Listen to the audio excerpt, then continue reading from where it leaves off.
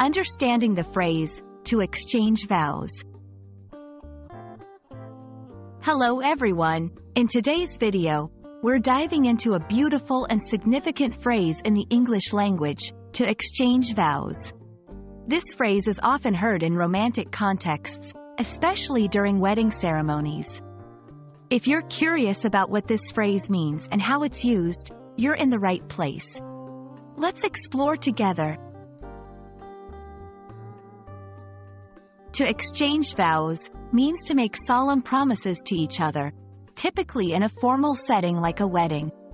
Vows are deeply personal and significant pledges that individuals make to one another, often reflecting commitment, love, and responsibility. In weddings, exchanging vows is a central ritual where the couple publicly declares their intention to uphold these promises throughout their marriage. Although most commonly associated with weddings, the phrase can be used in other contexts too.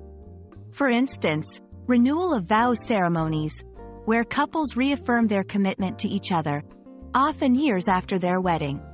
Sometimes, the phrase can also be used metaphorically to signify a deep promise or commitment in a non-romantic context.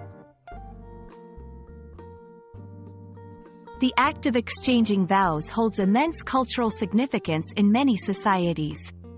It's seen as a sacred and binding agreement, symbolizing the start of a new chapter in life.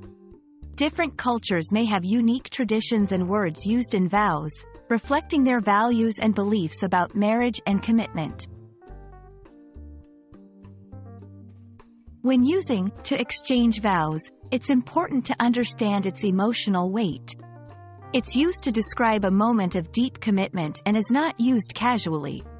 You might use this phrase when discussing weddings, commitment ceremonies, or in storytelling to convey a moment of profound promise.